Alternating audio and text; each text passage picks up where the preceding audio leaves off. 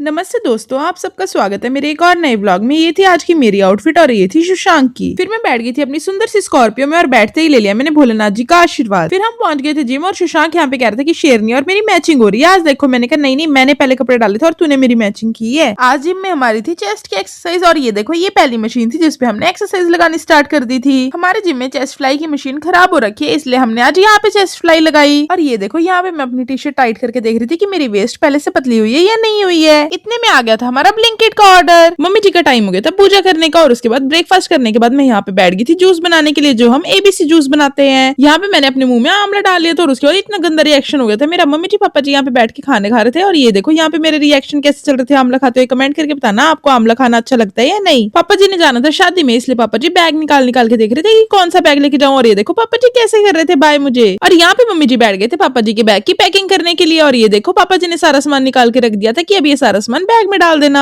नहाने जाने से पहले मैंने अपना आज वेट चेक किया और ये देखो मेरा वेट इतना आया था। उसके बाद मैं और शशांक चल पड़े थे रियल एस्टेट की वीडियो बनाने के लिए। आज तो माइक हमने गाड़ी में पहले ही रख लिए थे कहीं उस दिन की तरह हमें दोबारा वापस ना आना पड़े माइक के लिए, इसलिए हमने पहले ही रख लिए थे आज तो। फाइनली हम प्रोजेक्ट में तो पहुंच गए थे। अब हम चल के जा रहे थे सैंपल फ्लैट में। ये था वहाँ का रॉ फ्लैट और ये देखो चुटकी बजाई और बन गया ये सैंपल फ्लैट। ये था 3+1 BHK का सैंपल फ्लैट। और अगर आपको मोहाली हिमाचल या फिर जीरकपुर में कुछ भी बाय करना हो ना तो होम आउटलुक से हमारा पेज है, आप उस पे जाके हमें कॉन्टेक्ट कर सकते हो। फाइनली हमारी वीडियोस तो बन चुकी थी पर हम बहुत ज्यादा थक गए थे और बहुत तेज भूख भी लग रही थी। मम्मी जी ने यहाँ पे प्याज आलू गाजर सब कुछ काट के रखा हुआ था। मैंने सोचा अब मैं चलो पुलाव बना देती हूँ। पुलाव के साथ साथ ही मैंने दूसरी तरफ प्रोटीन की सब्जी भी रेडी कर दी थी। सच बताऊं जिस दिन भी चावल बनते हैं ना तो उस दिन चावल ज्यादा खाए जाते हैं। और ये देखो यहाँ पे पूरी तैयारी हो रखी थी सबकी। अब बारी थी टेस्ट करने की और ये देखो खाना ना बहुत ज्यादा गर्म पड़ा था और इतना ज्यादा टेस्टी था ना बस मैं क्या ही बताऊं आपको। थोड़ी देर रेस्ट करने के बाद टाइम हो गया था एक्सरसाइज करने का। और ये देखो यहाँ पे मैं सूर्य नमस्कार कर रही थी। और ये देखो यहाँ पे मम्मी जी मुझे आज एब्स की एक्सरसाइज करवा रहे थे। एकदम से एक्सरसाइज कंप्लीट होते ही मेरे यहाँ पे काफ में क्रैम्प आ गया था और इतना ज्यादा दर्द कर रहा था ना बस मैं क्या ही बताऊं। और ये देखो यहाँ पे मम्मी जी बैठ के मेरे काफ का क्रैम्प सही कर रहे थे।